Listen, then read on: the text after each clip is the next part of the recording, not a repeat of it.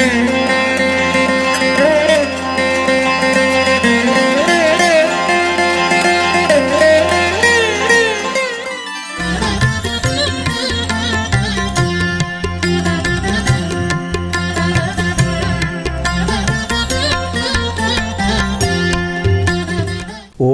శ్రీ మహారాజ్ఞే నమః.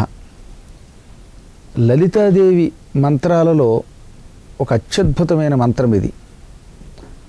రాజ్ఞి అంటే రాణి అనర్థం. అమ్మవారు గొప్ప రాణి. ఆ తల్లి కంటే పైన మించిన మరొక రాణి లేదన్నమాట. అందుకని ఆ తల్లిని మహారాజ్ఞి. ఇంకా ఆధిపత్యం అంటే సంపూర్ణంగా జగత్తు మీద ఆ తల్లికి మాత్రమే ఉన్నది.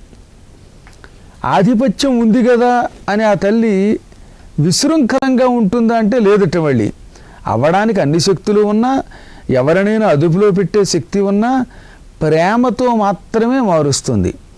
ప్రేమతో చెప్పినప్పటికీ వినిపించుకోకపోతే అప్పుడప్పుడు వాళ్ళని మొట్టికాయలు మొట్టి శిక్షించి, తల్లి గనక శిక్షిస్తే లోపం ఉండదు గనక, తప్పు ఉండదు గనక వీళ్ళని దారిలో పెడుతుంది. అందుకని అమ్మవారిని శ్రీ మహారాజ్ఞి అన్నారు. మహారాజు అంటే కామేశ్వరుడు, పరమేశ్వరుడు. ఆయన చాలా గొప్ప రాజు. అందుకే చూడండి, కామేశ్వరో వై శ్రవణో దధాతు కుబేరాయ వైశ్రవణాయ మహారాజాయ నమః అంటారు. ఆయన మహారాజు. ఆయనకి పైన మరొక రాజు లేడు, చక్రవర్తి అనమాట. ఆ చక్రవర్తికి ఇల్లాలు కూడా. ఇన్ని అర్థములు కలిగిన మహారాజ్ఞి అనే నామం లలితా సహస్రనామంలో ఉన్నది. దానికి ముందు ఓం ప్రణవం చేర్చి, వీలున్నవారు ఐం హ్రీం శ్రీం అనే బీజములు కూడా కలిపి ఓం ఐం హ్రీం శ్రీం మహారాజ్ఞై నమః అని ఉచ్చరిస్తే ఇప్పుడు ఇది మహామంత్రం అవుతుంది. నమః అనే క్రియాపదం ప్రణవం చేరిస్తే చాలు ఏదైనా మంత్రం అవుతుంది.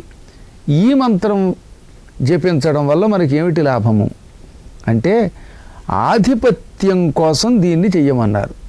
చాలామందికి ఏదైనా పదవి పొందాలి, లేదా ప్రజలకి నాయకులు అవ్వాలి, మినిస్టర్లు అవ్వాలి. వాటి కాలంలో అయితే పూర్వం మహారాజులు అవ్వాలని కోరిక. ఈ కోరిక ఉన్నవారు 90 రోజుల పాటు ఈ మంత్రాన్ని సూర్యోదయ సమయానికి లేచి హాయిగా స్నానం చేసి, ఆ తర్వాత నుదుట కుంకుమ బుట్టు పెట్టుకొని 108 సార్లు జపిస్తే కోరుకున్న ఆధిపత్యం వస్తుంది. మళ్ళీ మనకు ఒక అనుమానం, అరుణోదయ వేళ అంటే ఏమిటి అని. సూర్యుడు తూర్పు దిక్కును ఇంకా ఉదయించడానికి ముందు కొంచెం ఎర్రబడుతుంది ఆకాశం. అదిగో అప్పుడు స్నానం చేయాలట. స్నానం చేసిన వెంటనే బొట్టు పెట్టుకోవాలి. ఒకే ఆసనం మీద కూర్చుని కదలకుండా చెయ్యాలి 108 సార్లు. ఓం శ్రీ మహారాజ్ఞై నమః అంటూ జపం చెయ్యాలి. మధ్యలో ఆసనం మీద నుంచి లేస్తే ఆ జపం అంతా హాని అయిపోతుంది అన్నారు. అంటే వ్యర్థం అయిపోతుంది, దానివల్ల ప్రయోజనం లేదు. కాబట్టి ఇంకొకళ్ళతో మాట్లాడకుండా, కదలకుండా ఒకే ఆసనం మీద కూర్చుని 108 చెయ్యాలి. ఇది చేస్తే మనకి ఆధిపత్యం లభిస్తుంది. ఇంకా ఉద్యోగాలలో కొంతమందికి ఏమిటో ఎంత కష్టపడినా జీతం పెరగదు, అనుకున్న ప్రమోషను రాదు. దానికి కూడా వామకేశ్వర తంత్రంలో దీన్ని ఎలా చేయాలో చెప్పారు. 81 రోజుల పాటు ఇందాకట్లాగే సూర్యోదయ సమయానికల్లా స్నానం చేసి దర్భాసనం మీద కూర్చుని, దర్భలని ప్రత్యేకంగా ఉంటాయి, వాటి ఆసనాలు ఇవాళ అన్ని చోట్ల దొరుకుతున్నాయి.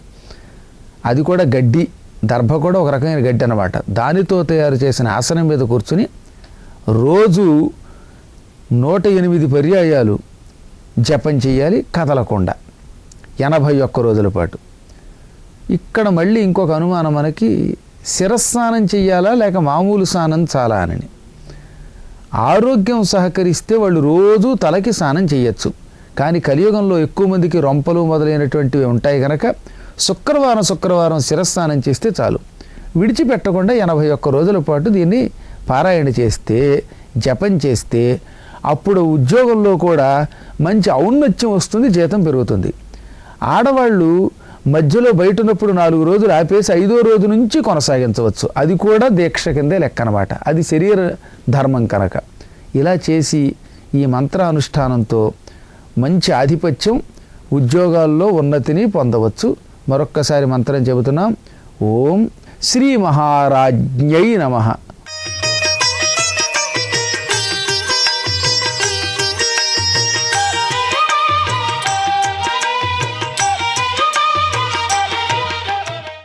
వందే గురుపదద్వంద్వమవాంగ్మానసగోచరం రక్తశుక్లప్రభామిశ్రమతర్క్యం త్రైపురం మహా. గురుభ్యో నమః. లోకంలో అందరికీ ప్రీతిపాత్రుడు అవ్వాలి అని అంటే కొన్ని పనులు చెయ్యాలి. ఏమిటి అని అందరి చేత గౌరవింపబడేవాడుగా తయారవ్వాలి అని. యోనోద్ధృతం కురుతే జాతు వేషం నపౌరుషేణాపి విగత్థతేన్యాన్ నమూర్ఛితః కటుకాన్యాః కించితు ప్రియం సదా తం కురుతే జనోహి. అందరికీ ప్రీతిపాత్రమైన వాడు కావాలి వీడు. అందరూ వీడిని మనవాడు అని అనుకోవాలి. ఎట్లా ఉంటే లోకమంతా అలా అనుకుంటుంది అని. ఒక్కొక్కప్పుడు లోకంలో వాడ పండగ కదా అని చెప్పి బ్రహ్మాండమైన వేషం వేసేస్తుంటారు.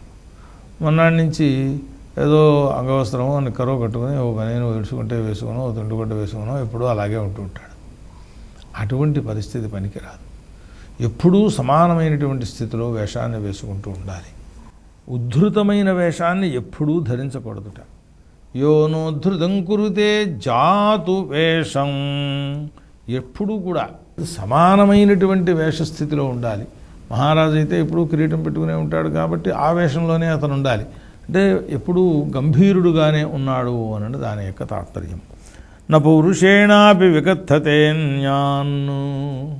తను ఏవో కొన్ని గొప్ప పనులు చేసిన వాడై ఉన్నప్పటికీ కూడా ఇతరుల దగ్గరికి వచ్చి వాళ్ళతో చెప్పేటప్పుడు అప్పుడు చూసావా ఎంత శ్రమపడి వాళ్ళందరినీ హడలెత్తించేసి నా పరాక్రమానంతని చూపించేసి ఏం మాట్లాడ్డు, ఏదో చేసొచ్చానయ్యా అంటాడు.